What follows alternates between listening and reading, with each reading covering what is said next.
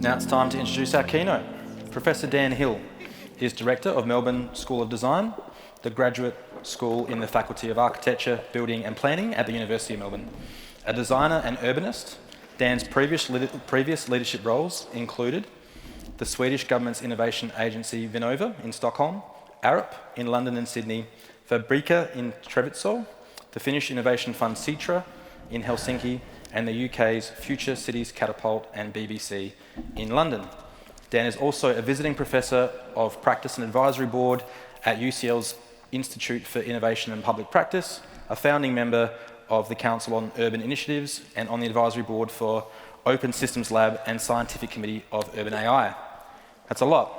He's a busy guy. But he speaks so slowly and calmly, so maybe he's got something worked out there. Come on, yeah, come on, get on with it.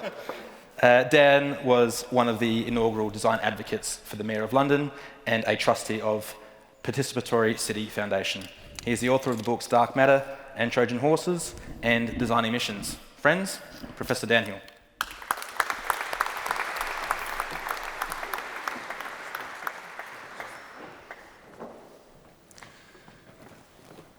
Thank you, Dina. Thank you for that embarrassingly long biography. I must give you the one-sentence version next time, which is, hello, I'm Dan Hill.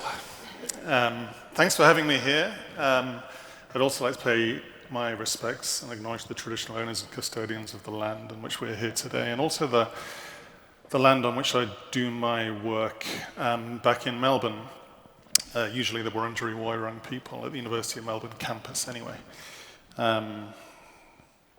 And to recognize the role of Indigenous knowledges within the academy, because I'll draw from that today. Right, let's see if this thing works. So very briefly, my background as a designer kind of sets up a little bit of what I'm going to try and do today, which is connect lots of different moving pieces. And that's largely what my work has been about, working at the kind of scale of interactions, the digital things that you see on screen here, all the way up to cities or buildings or districts and most points in between. As you heard in numerous places across the world, but for example, the Google campus in California, or Helsinki in the bottom right there, or bits of London in the middle, the State Library of Queensland and Brisbane, and so on. All of those things really embody this core idea, though. What I'm trying to do with this work, or what a lot of us are trying to do, I think, and Dino referred to these words in his intro, and they're borrowed from Madeleine Albright, who was the Secretary of State in a rather more calm US administration. Didn't seem like that at the time, but little did we know. And she said, as you can read there, that we're really trying to use the toolkit that created many of these problems to then also fix it. And that's really hard to do, notwithstanding the fantastic intro we heard from Jack about 70,000 years behind this 18th, 19th, 20th century stuff. But nonetheless, putting it very simply, it's very hard to decolonize with the tools that created colonization. And the way we've organized the world in terms of institutions, at least things like corporations, things like national governments or federal governments, state governments, local governments, all of those things, separating them out into silos, is a really an 18th or 19th century idea. It comes from that post-Enlightenment shift. So again, we're trying to also tackle climate change with the tools that created climate change, capitalism, colonization, the institutional backdrop that created those things. That's really hard to do. It's hard to put out a fire with a blowtorch, basically. So how do we begin to unpick this? Let me start with this briefly personal story. I used to live in Stockholm, in this kind of place, in this little neighborhood called Enskede, which is just south of the city center. I didn't live in these houses, lived in some slightly less nice houses around the corner. But this bit was designed in 1905 to a garden city plan, the first garden city in Sweden. So this idea was imported really from England under Ebenezer Howard, and then Germany a little bit. And as you can probably tell, it's kind of wound around the landscape quite nicely. It's got a mix of housing densities. You could have prefabricated housing. Actually, there were 7 different types of prefab housing. This is 1905. And you could build it yourself, actually. There were kind of self-built kits. It was walkable. There was tons of urban agriculture. Every single house had plots for growing lots of veggies. It wasn't called urban agriculture at that point. It was just called growing veggies. Everybody did it. It's got schools, libraries, all of those things. Tram to the city centre. I mean, it's pretty good at saying, actually, in terms of 21st century neighbourhood design, you'd struggle to do better than this in many respects. But then this happened. This is 1935. This is a film that was running in Swedish newsreels up and down the country. These are the streets of Stockholm as they were in 1935 when the car turns up. And don't worry, no one's going to die in this film. But, I mean, they die later, but not in this film. This guy's my hero. He's called Gammal Herr Stockholm, which means old Mr. Stockholm. And he's kind of walking across this. I mean, there's a voiceover in Swedish, which I've spared you, obviously.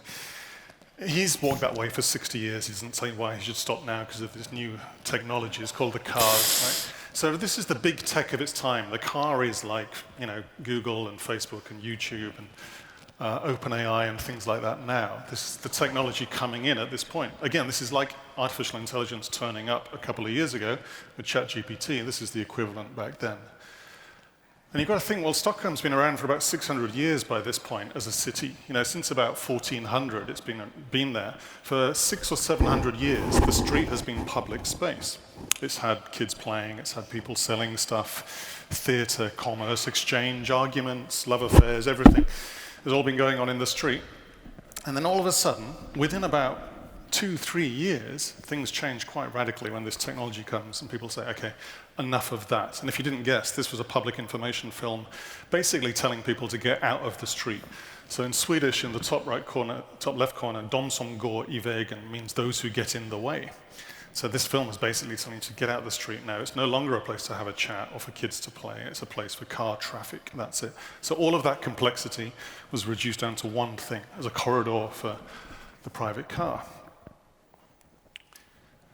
So in 1958, the Garden City that I showed you a minute ago had a 6-lane freeway put through the middle of it, which you see on the right-hand side there. I've drawn those lines on which showed you where you used to be able to walk from one side to the other. The left-hand side ended up with slightly different socioeconomic possibilities than the right-hand side. This, of course, happened far worse in many countries in the world, happened worse in Australia, certainly happened way worse in America, where it was done along racial lines. But it also happened here, just in case you think Sweden's a nice, cuddly, green utopia. It was the most car-dense land in Europe by 1955, so Volvo and Saab, things like that, are playing out there. So the Garden City now has this big freeway. It was extended in 1983 through the middle of it. And if you're living in that environment there, I mean, there's a noise barrier because it's Sweden, but still, the noise and the air particles and all of those things, never mind the social division, are affecting those people. We're banking up class action suits pretty much with this kind of stuff. Sooner or later, people are going to get called out big time on the planning that's been happening for the last 100 years and continues to happen, I should say. So the key issue here is really that we're not really understanding how to work with this kind of social change or technology. And I like this quote from Cedric Price: "Technology is the answer, but what was the question?" And he said that in 1966. If I had a T-shirt, that's probably what would be written on my T-shirt. The car was the answer. Flatten everything. Drive a freeway through the middle of it. Instead of asking the question, the deeper question, which is what's Stockholm about? What are those people about? What might make people healthy or happy or vibrant or exchange or diverse or interact or inclusive? Those are much more difficult questions. It's a lot easier just to put a freeway through the middle of it. So I think Cedric asks us to think a bit more carefully about these things, right? And you might think, well, we wouldn't do that these days, but then you look at something like Uber or Lyft, ride-sharing companies. When they came in about 10 years ago, people were saying, well, that's going to reduce car traffic in cities because people will share an Uber. Everyone needs a car, right? The exact opposite happened. We've increased car traffic in cities because of ride-sharing companies, research suggests.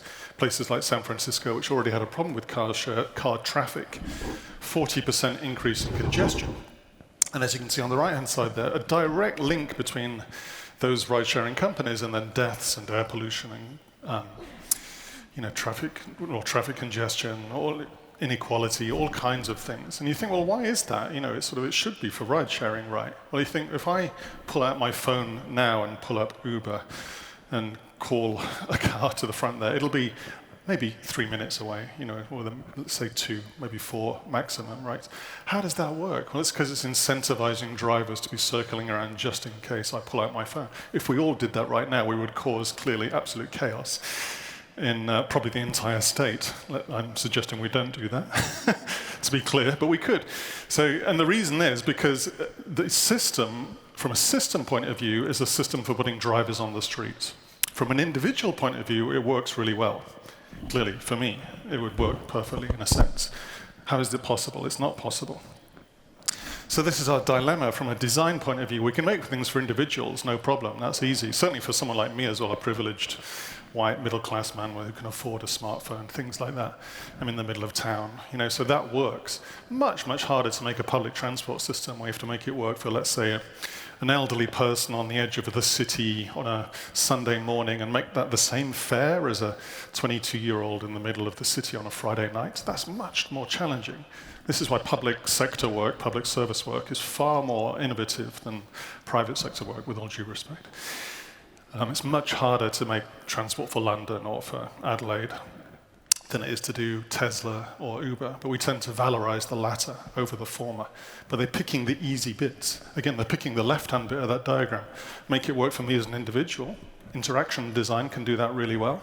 Uber is good interaction design. I say, as a former interaction designer, it's a great app. It works perfectly. But at the scale of the city, it's terrible urban design. It's loading the streets up just in case an individual like me pulls it out of the pocket. So this is our challenge, and this is what we're now looking at with projects left, right, and center all over the world. This is the Woven City project in Japan. I don't think this is a perfect project, just to be clear, but it's an interesting one. I worked on it briefly as a consultant. I guess the interesting thing is that it's done by Toyota, and you'll be aware Toyota is a car company, and there are no cars in this city. So this is their own prototype urban environment. It's for about 10,000 people, and it's built on their former manufacturing site, so their equivalent of Tonsley Park, I guess, but in Sosano City. And because there are no cars in it, you just have these little autonomous shuttles driving around, so a bus, basically. Could have a driver, might not have a driver. That's not really the important thing here. It's just a bus. But if you decide to make it work like that, for walking and cycling and design it properly, I'd say systemically, you don't need private cars in that city. And Toyota get to that conclusion, to be really clear. Toyota are saying we don't need private cars in that city. And so the street becomes more like a, whatever you want, actually. It's more like a garden. It's more fluid. You can almost imagine it might be like Stockholm in 1935, which I showed you a minute ago. I also worked on this one for Alphabet, which is better known as Google, and the spin-off called Sidewalk Labs. I can't say much about this project due to the non-disclosure agreements that companies like Google make you sign to work on those projects, which is a particular kind of brutality, I would say, as a designer. But you can read that book there if you want to know everything about it. I'll point you to that. I think that's legally sound for me to do that.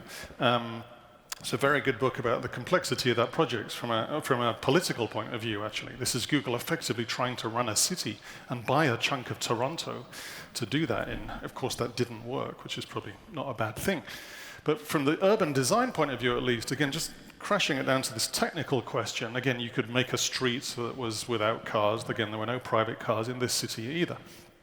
And you can have kids playing in the street, just as we had in Stockholm in 1935. Different outcomes, different organization. But interestingly enough, you end up with vehicles that are a bit more shared, fluid, responsive, but potentially far more inclusive, certainly healthier. And it makes you realize that the private car becomes more like a horse, basically. We used to use horses to get around cities for pretty much everything, logistics, people, etc., about 100 years ago. And then we didn't, and then horses are something that rich people have at the weekends, which is fine, more or less.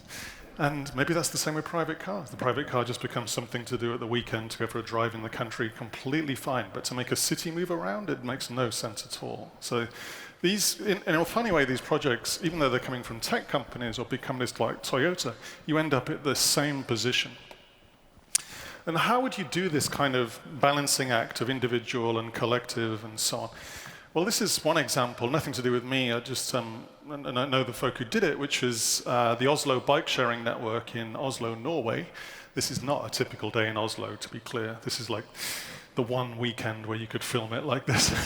Usually it's rainy and cold, although people still cycle. And it's a beautiful bike sharing system. I'd say it's a really well-designed bikes, really good interaction design. Interestingly, it's called Oslo Bicycles, which is just super basic and blunt in a very Nordic way. Oslo's bicycles. So if you're a resident of Oslo, they're your bikes, they belong to you. It's part of the public transport system. You know, you pay your taxes accordingly, it's very affordable.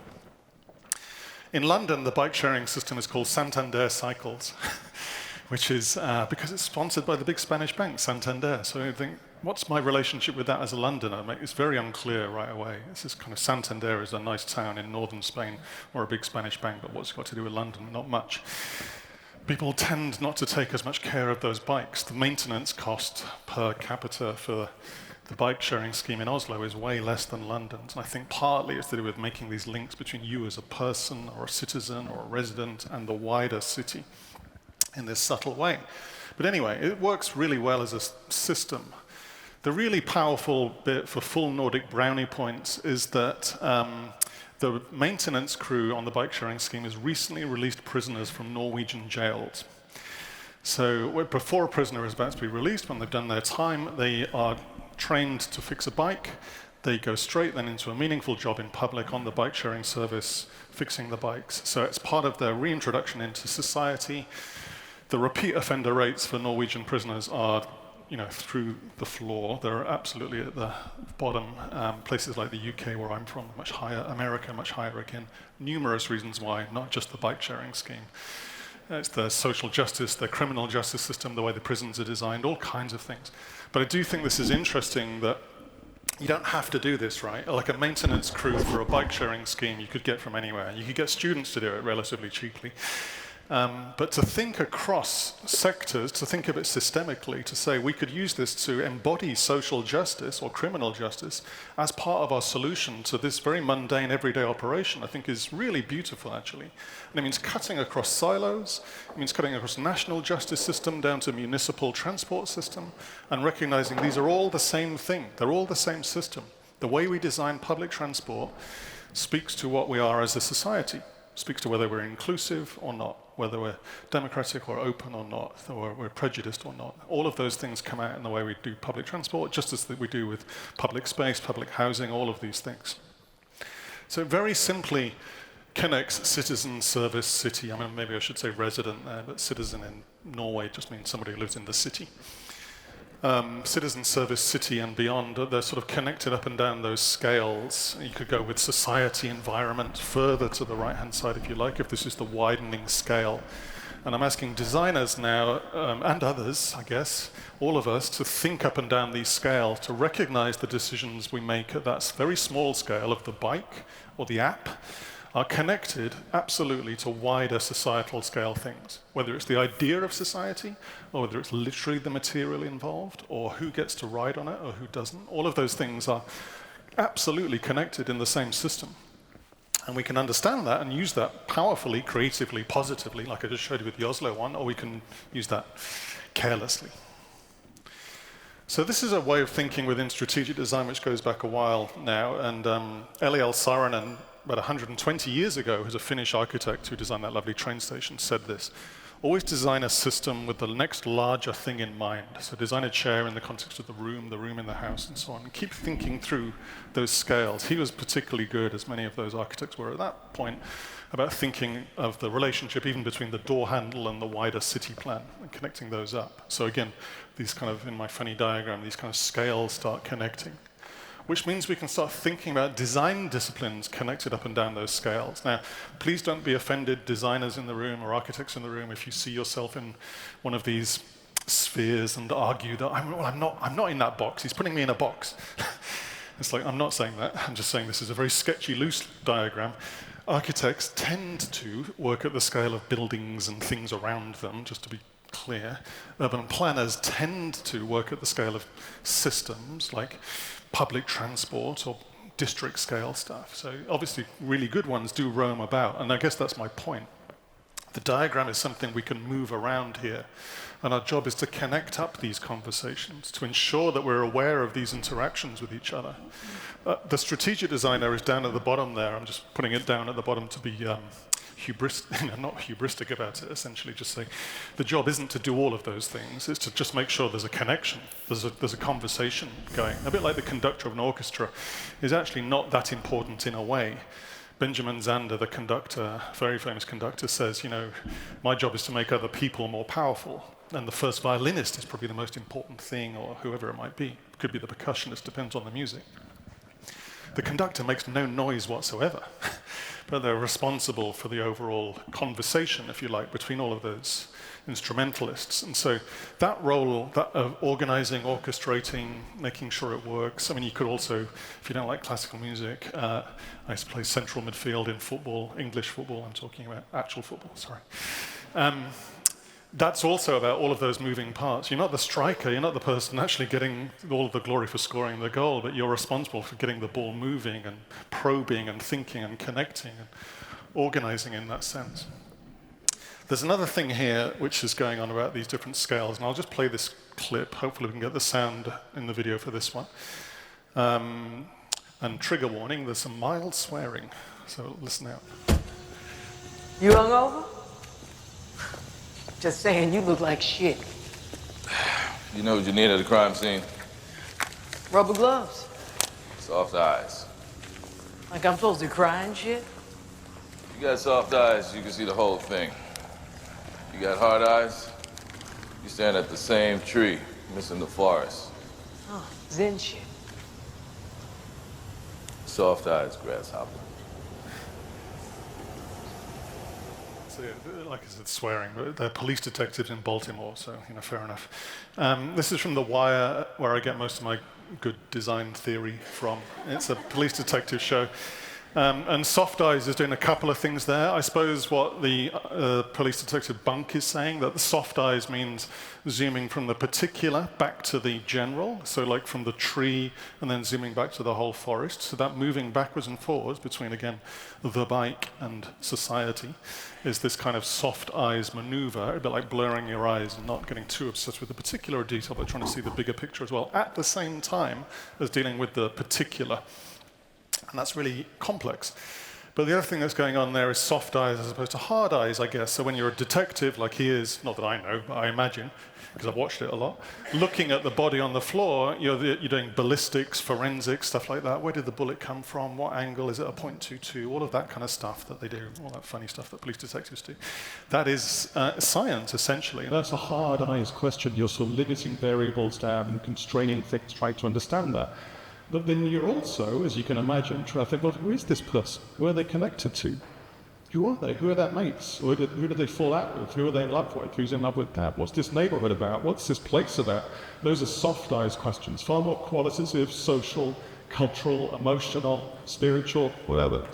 All of those things at the same time. The detective moves between those modes, right? I think the designer also has to, and maybe not just the designer, but we tend to, again, have foregrounded these more hard eyes approaches to things, as we heard in the opening speeches actually a couple of times, overly financialized, very quant versus qual, these very reductive measures of things, which are actually about society, culture, who we are as people, all of these things, which are much more soft eyes questions that argue that it's hard to make the case for soft eyes, having worked in the government at numerous levels.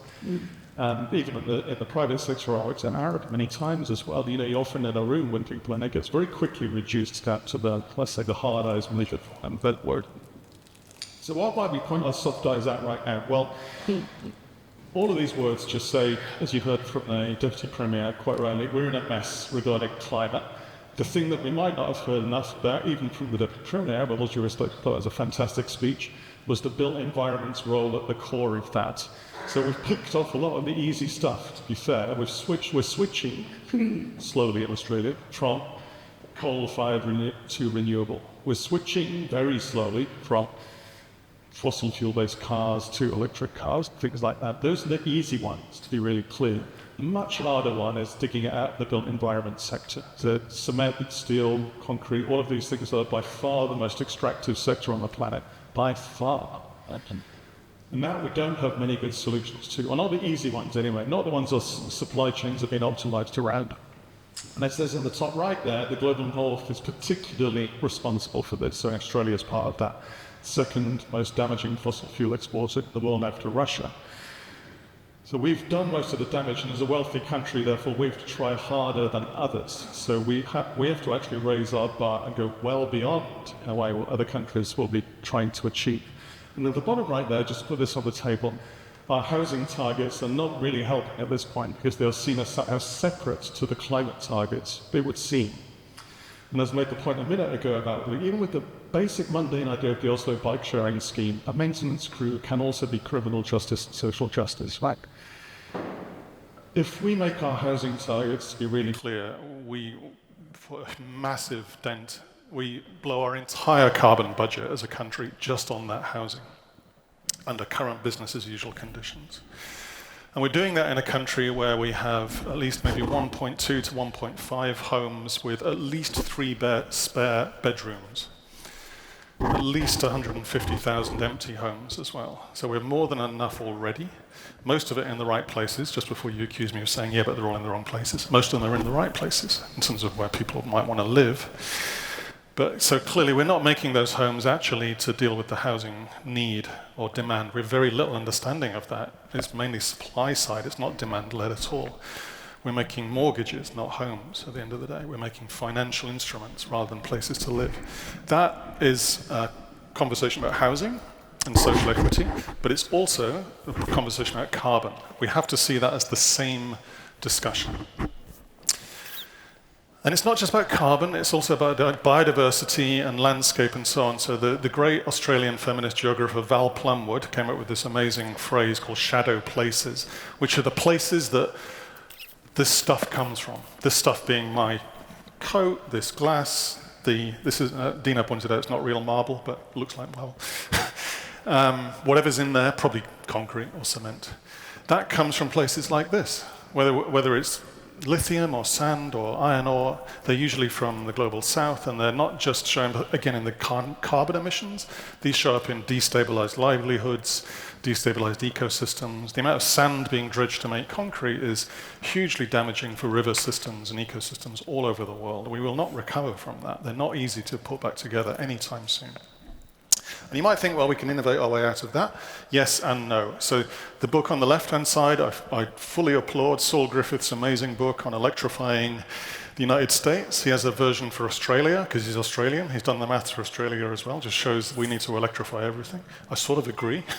And at the same time, on the right-hand side, you'll see analysis from the UK, which says just to do the UK's electric car targets for 2050 would take over twice the amount of lithium in the world, as far as we know.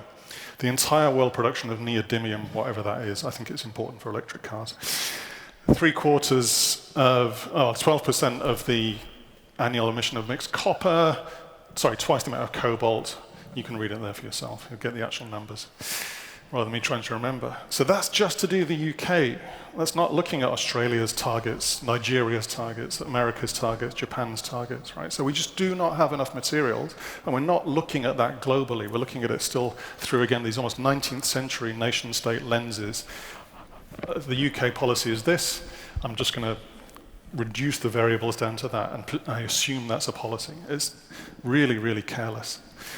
There's some very interesting work going in Denmark at the moment called the Reduction Roadmap, coming back to buildings, which just says on the right-hand side, to stay within our planetary boundaries under the Paris Accord, so we have a carbon budget under the Paris Accord that we've all signed up to, Denmark, Australia, pretty much everybody. We have to reduce the amount of carbon per square meter by about 90 to 95% in the next 10 years. So that's 90 to 95% reduction. So if anybody said to you, you've got to change about 19 to 95% of your business, you'd say, this is not just a little incremental upgrade, this is a completely different business at this point. And that's reducing the amount of building, not increasing it. So we're doing some work at the moment now with Terroir and some of my colleagues on what an Australian version of that would be. These aren't the numbers, but it's not looking super good for Australia if we just carry on business as usual. So again, I'll say, if we built the housing targets, business as usual, that's our entire carbon budget gone for everything, so no carbon budget left for agriculture, footy, telly, whatever. clothes. There's no carbon budget left for anything else if we just carry on business as usual. So we cannot. So what do? So an enormous swing towards probably local, but certainly circular biomaterials from regenerative sources. So a huge swing in that direction. So in a way, we should almost think about not touching concrete or steel or equivalent, right? Very hard to do. I know you all know that. I know that. You know that. And if we talk about green concrete and green steel, there is no such thing currently, right? We could talk about greener for sure, but we cannot get it because it's so carbon intensive and it destroys all the livelihood, as I showed you before, to get the sand to make the cement. So the only green steel really is timber, to be honest. So what would you do about that? So this kind of biomaterial swing, about 10, 15 years ago in Helsinki, I worked on this project to make this cross-laminate timber building as a neighborhood systems demonstrator, so a block. And we realized actually about halfway through the project that we couldn't make it in CLT, in cross-laminated timber, because the building code of Finland said you can't make a tall building because it just hadn't been updated. So you can make a small building, but big buildings in wood used to catch fire. CLT doesn't really catch fire. So they hadn't updated that, despite the fact that Sweden was doing it, Switzerland was doing it, Austria was doing it. So instead of turning away, this is what you could do as a strategic designer. My colleagues and I, and actually our lawyers, then led the discussion to change the code. So that's something that a public body can do, is change the building code. It's hard for a private entity to do that, I recognize that. But this again is why you would want designers in the public side as much as possible to counterbalance and to give you somebody there preparing the ground for projects to happen as well.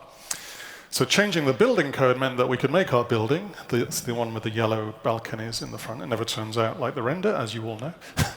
But it was only largely timber. It wasn't fully timber. But importantly, maybe more importantly, the one to the left, the more square-colored blocks, it was also fully timber. Nothing to do with us, but because we changed the code, it enables every building in the city from that point on to be mass timber. So changing building codes is far more influential on a system point of view than making a building. Now you have to make the building sometimes to change the code. If we hadn't put about 70 million euros on the table as the Finnish Innovation Fund to say we want to make a timber building honest, then the building codes lawyers would have probably ignored us. If I'd just done PowerPoint at them for a year, they'd have got very bored and not be bothered to change the code. But if you want to make the building, but think about changing the code, then that's a different story, right? So there is this interplay between the matter, I call it, the building in this case, and the dark matter, the building code, which is what you can't see but shapes everything around the way that it happens. Equally, of course, it also makes a new Finnish forestry sector, which is interesting. So it gives them a different trajectory from a materials point of view. Previously, they were making toilet paper, literally. It was the main product, actually, and that was suffering from low-cost competition from Southeast Asia. Suddenly, they have now a possibility of a new high-tech product, if you like, around timber. Now there are lots of buildings going up. I mean, I could show lots of buildings that did go up, but this one is a new one going up in timber in Finland as well. So again, not all to do with us, just to be super clear, but changing the code it changes the way you write the city. Think of it like computer code. Computer code changes what you can write, what applications you can make. Building codes are exactly the same thing. I think as someone running a school now, we should do a studio on being creative with building codes. I probably wouldn't get very high numbers of students, but still. It's very important, is my point. This is a lovely project from Taiwan, which is fully salvaged hardwood. It's mainly all recycled glass. It's got urban agriculture at the core of it. And this shows the kind of scale of thinking beginning to happen. This one's in the UK. It's going up right now with a huge range of interesting architects working on it. Again, very much led around local craft traditions, returning to practices that have been going on there for centuries around using stone and clay and reed and straw bale and wood. And all of hemp, all of the things that you've got to hand there, all around you, those resources are still there. But also using, of course, Revit and GIS and drones and all of those things we've got to hand as well. So you can using old technologies and new technologies simultaneously.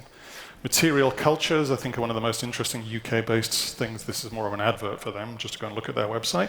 Really beautiful project. And they're linking really this kind of production of materials to the production of buildings very, very tightly and very community-led projects. We're doing the same thing now at Melbourne School of Design. We have an agricultural campus, 2,400 hectares, north of Melbourne. never been used with buildings in mind before. And now we're beginning to make the case, thanks to my colleague Andre Bernice, that agriculture and architecture are, of course, joined at the hip when you think of it from a materials point of view. So think of all of the materials that something like a working farm produces. Could we start growing building materials, or even using the waste from agricultural products? This is the amazing scientist Mei-Ling Loco, who's based at Yale and Accra in Ghana, and that's on the right-hand side an air conditioning filter unit she's made out of coffee grounds. So taking coffee grounds, and which we could use a lot in Adelaide, I guess, and 3D printing them to make elements of building materials. Or self-build. This is the WikiHouse project. There's huge possibility around self-build, which of course we never really touch as an industry or a government because it seems too hard. And it's not. It's absolutely not. So WikiHouse shows how you can build 2-story, 3-story house with very little, no construction experience actually, off-the-shelf parts, all biomaterials from the ground up. Another example, use what we already have. This is, Dino mentioned missions before, so this is the one I led at the Swedish government, a mission being the term in Europe for a kind of a joint innovation initiative. So we decided to retrofit all of the streets in Sweden, going back to the clip I showed you at the start in Stockholm. We were kind of inspired by that way of thinking. Streets can produce health, social inclusion, public space, commerce, biodiversity, all of those things, right? So how do we ensure that they're doing that? 40,000 kilometers of street in Sweden, already built. Most of them have been done. Same in Australia. I'd argue most of the streets will have been made for the foreseeable future, at least. So how do we retrofit what's already there? So we started with workshop, and pulling people like you into a room and imagine putting a big bit of paper on the table in front of you. Actually, we'd mix you up a bit, to be fair. And just say, well, tell us what you think we could do with streets. You know, very open question. What are the issues? What are the ways into it?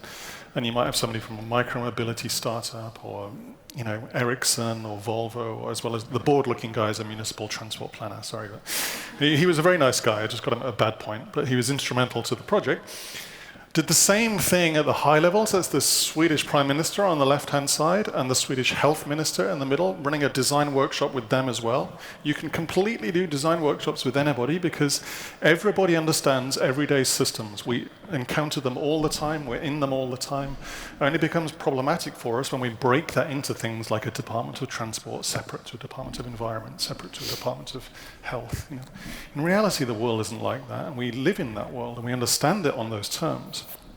And you can unlock even prime ministers with that way of thinking if you let them at it. I mean, prime ministers are not great at design workshops, to be clear, usually. He was pretty good, but really what you want to do is then get down to the ground again, though. So we worked with Stockholm municipality, and we found some streets with schools on them, which meant that we could make the school kids the lead designers of those streets. So we let the school kids themselves design the streets on the basis that they are the experts in those streets. The expert isn't the transport planner. He or she is at town hall like 5 kilometers away and looking at the street on GIS or an Excel spreadsheet, perhaps. These people go there every single day. They know inside out. They know every inch of those streets, right? So they are the experts in terms of the lived experience of it, and that's equally important. So these 6-year-olds, 7-year-olds, we let become the lead designers. They did exactly the same workshop that the Prime Minister did, and then the micro-mobility startup did, and you can kind of imagine the things that come out. Beautiful and creative and light and joyous because it's kids. Also sensible, pragmatic because they know that their parents or the carers need somewhere to sit and have a coffee while they're playing, so they make some seats and things. Kids are immensely good designers. And here what we're doing is reframing what the idea of the street is about. So on the left-hand side, if you give the street to the traffic department, you get traffic. I mean, the clue is in the name. Traffic department, traffic. Okay, input, output. If you gave the street to gardeners, you'd get gardens, I'm pretty sure. So on the right-hand side, we're saying that all of these things can be produced. Social justice, biodiversity, we can reduce air pollution, we can increase health, we can increase commerce, you can reduce crime. All of that stuff's possible with a street if you bring those voices around the table and say, what's it to be? And then we make these prototypes, which then are real things in the streets, designed by real people, moving through real cities. And this is the tricky bit, as you know, in a way. But of course, when people get into it, again, everybody knows entirely what to do because they're on those streets. And you're usually moving from a condition of the street being full of car parking to being something else. And that something else is up to them. And it could be super green and biodiverse, or it could be seats, or it could be table tennis tables, whatever it might be. So these are 4 different cities in Sweden. These are 4 more different cities. You see they're different in every place because there's got different people on them. Same principles, because at some level a street is a street is a street. Parking spaces are basically the same size up and down the country. But on another level, it's all completely different because every street has different people on it. So you let them decide, and it's tuned accordingly, whether it's in the Arctic Circle, like the bottom one on the bottom right, or it's in the south, which is sunnier. So that then spread to, it's still going actually, because it's spreading to about 20 different cities across Sweden. Found its way to Normandy, weirdly, because again, we open sourced it. Nothing to stop it spreading at that point. So this is spreading, not scaling, which is maybe a technical thing we can come back to. And it just takes a step forward. It's not saying it's the answer, but it moves it forward. It moves the ball up the pitch, if you like. Maybe there's a step beyond that, maybe there's a step beyond that, and so on. It just gets it going. So it shifts something that's stuck into something that's moving. And that enables us to ask repeated questions of it. It enables people to see different possibilities in it. And that seeing is really important. Now, we can technically, you can all imagine a street. I know the street that you're living on. You can imagine your head in some way, but to see it and feel it is different, and this is what Tim Christopherson's point is here. Everybody knows what a four-lane freeway looks like because we're surrounded by them all the time, but we don't really know what these regenerated cities look like because we're not in them, right? We're in the exact opposite of them, usually. So you need to give people a chance to feel it and see it and hear it and take part in it and get their fingers dirty in the soil and in discussion with each other. And we had arguments with people in the street to be really clear about what the street should be about. As the national government, that was really hard, in a sense, to turn up to the street and be present in those discussions. But that was the most interesting thing for me, that you could be part of that. And we found the perception moving. We absolutely, again, got the ball moving by being there, turning up and being part of it. We asked the artist and musician Brian Eno to write some design principles for it. This is, again, a kind of a rebalancing. Some of you are old enough, like me, to know who Brian Eno was, but let's just say a very famous musician, an artist. Not usually the kind of person you'd expect to be asked to write design principles for the street. There's lots of lovely things here that Brian wrote, but the key one is maybe the first one. Again, with all due respect to the architects here, I know you think like this. Think like a gardener, not like an architect. Design beginnings, not endings. And you realize that we're always asked to produce the end drawing, the end proposition. This is what the policy will make. It'll cost this much. We need this much concrete. It'll affect these many people. How do we know? We don't know any of those things, actually, in reality. It's just a punt, always.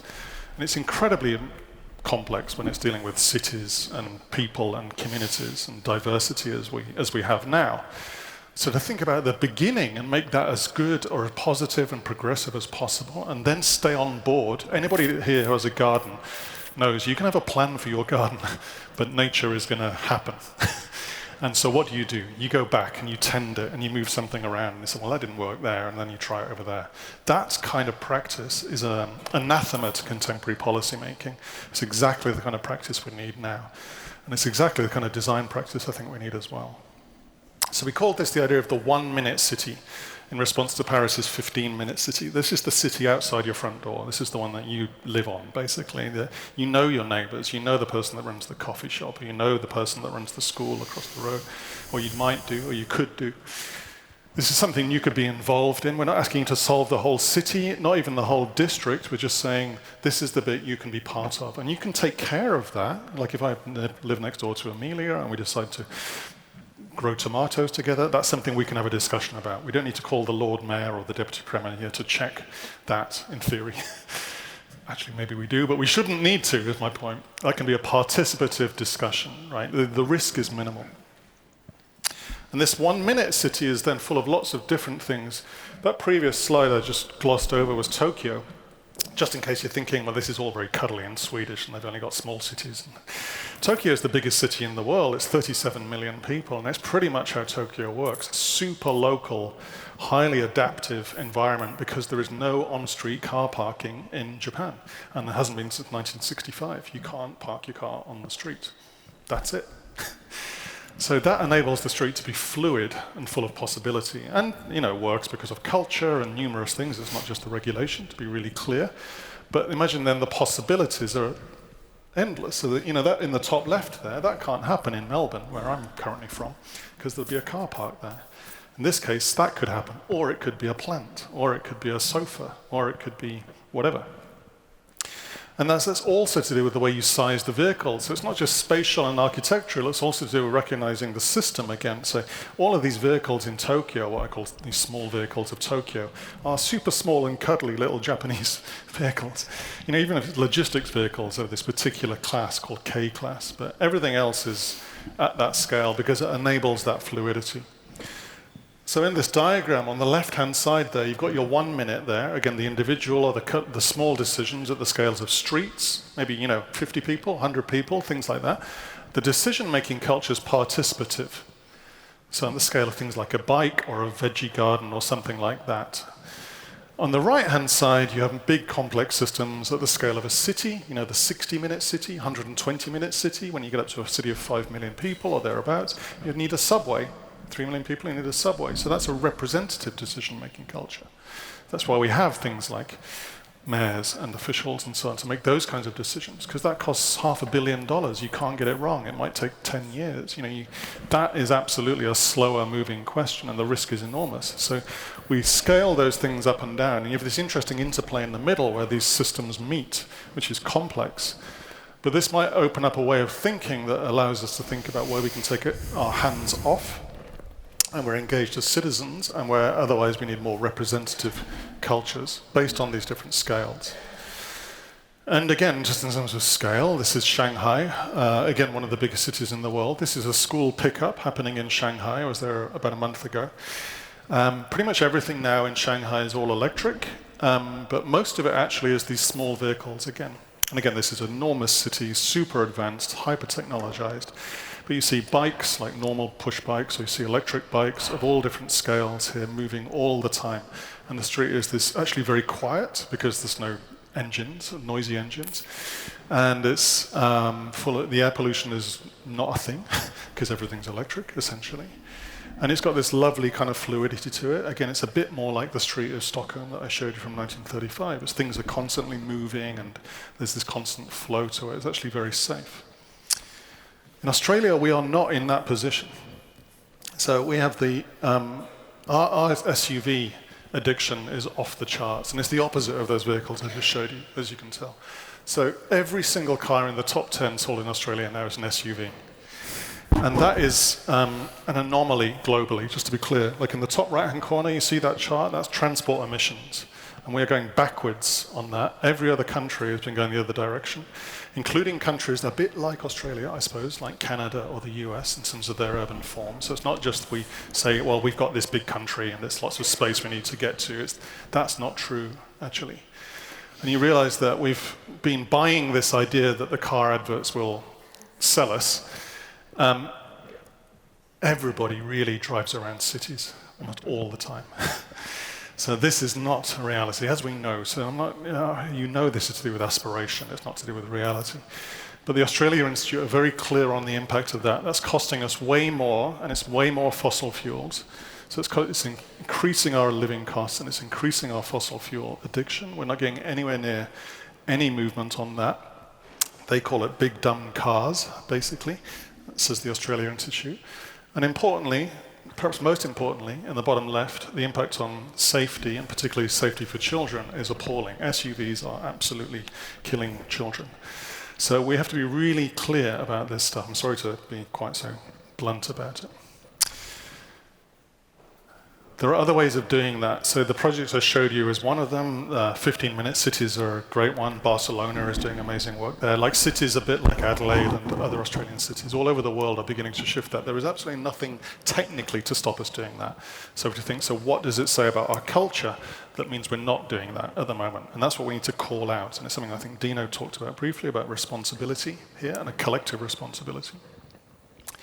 Given the chance, though, back to Sweden, people wanted to move the streets away from cars. So we'd never asked them before, as a government system, how would you like your street to be? Blank piece of paper. And I bet none of you have ever really been asked about how you'd like your street to be, blank piece of paper, right? Get in a room with people on the street like you, working it through together. Sometimes you do that with buildings. You'll hear some great projects later. I know fantastic designers here who are doing that. I'm sure a lot of you in the room are doing it. But we tend not to do it across all of these living systems. Given the choice, people said we would take our car parking spaces away, which is, usually when I try and do that, someone tries to kill me. In this case, given the choice, people said, no, I would. I would actually prefer trees and social places and a sandpit for the kids, and I'd like it to be safer and cleaner with nicer air and not kill people. That would be good, actually, given a choice. Could we do that? And we showed them, well, yeah, you can. And 400% increase in activity and so on. One of our partners was Volvo Cars. And they started using the system in their car sharing advert, which of course is Volvo Cars, car sharing. But nonetheless, they show that for car sharing, you could take basically about 6/8 of the vehicles off the street with car sharing. And you see the quote from the CEO there on the left-hand side. We don't think a city with cars in it as the predominant vehicle makes much sense anymore. That was the past. So I've now shown you the Volvo CEO, Toyota, all designing places without cars in them and saying this is the future. And these are the car companies saying that. So what's holding us back? We looked at the idea of value underneath this, and sorry for all the little words here, but basically imagine this is all the research that already exists, just saying if you did streets a bit more like this, it would increase biodiversity, it would increase health all round, it would increase environmental capacity, it would increase learning, it would increase commerce, actually, if you wanted it to, it would increase property prices if you wanted it to. All of those things are known, like they're not really, we don't need to do the science on that stuff anymore. There's researchers all over the world that have done it. My favorite example there is birdsong. Birdsong and traffic noise are inversely proportional, so as traffic noise goes up, birdsong goes down. If you go the other way, also true. So reduce traffic noise, birds start singing again.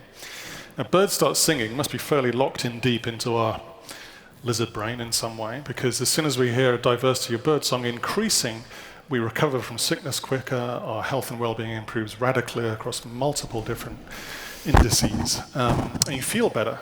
They did a project in Germany with 26,000 German people, and you can now say, well, that's just Germans, but anyway. 26,000 German people said that when they heard more birdsong, their life satisfaction increased more than a 15% increase in salary. Which makes you wonder, really, what are we doing here? Ultimately, all we need to do is increase birdsong, which means reducing traffic noise. And so this is complex, not to get to quant there, because that's a quantitative measure about something like well-being. But I really like this quote from Rebecca Solnit, which is just trying to describe how complex these everyday environments are. And this kind of mingling of the errand and the epiphany is this thing the street is about. You have to deliver milk to the coffee shop at 5 a.m. That's an errand. So things need to do that. There's lots of ways of doing it, like I showed you in Tokyo. But streets are also about bumping into someone you might end up, their partner. You might end up in a band with them. You might end up starting a business, whatever. It's the epiphany and the magic of things as well. So we need to put all of those on the table at the same time. How am I doing for time? You're right. All right. Not well is the answer. All right, let me come to the last point on this, then I'll leave it there. So just to be clear, what we were doing with this project as well was trying to bring the system with us. So this complex list of stuff just says there are things that are the same in every street. That's all the blue stuff. They're the layers of dark matter, if you like, the policy, the law, the regulation, the financial models. A Volvo 340 is a Volvo 340 everywhere it exists. They're all the same. And then there are different things, and that's every single street. So every single street is different because there's different people on it, and you want people being able to design their own street, facilitated by others, designers and architects and many others. And this is this interplay between those two. So in the project on the right-hand side, we made sure we had people from all of those different bits of the system. So it wasn't just the easy bit, which is the nice, fun school kids end of stuff. It was also having the National Regulatory Authority for the parking space law, people like that, in the project at the same time. They'd never been in those projects, to be really clear. So this balancing act of different and same was really kind of this fundamental thing. How do we understand the systemic stuff comes from the stuff that is the same, like building codes or parking space laws, and we can look at the world and begin to kind of surface all of those things underneath these everyday systems. And then how do we enable difference and inclusion on top of that, if you like, by enabling people to come forward and be involved in the organization and orchestration of their everyday world. So finally, I think that I'll just leave it at this, just to say that what we did with that project was a small thing in a way, but all we were trying to do was to create a platform for asking questions in public repeatedly, just enable us to build the world in a way that it could change and adapt, and find a way of doing that that was trying to be as equitable and fair as possible. You get from the system layers, the public being involved, the governance layers, and then as diverse and inclusive as possible, which you get through super participative action with people on the ground. I'll leave it there. Thank you very much.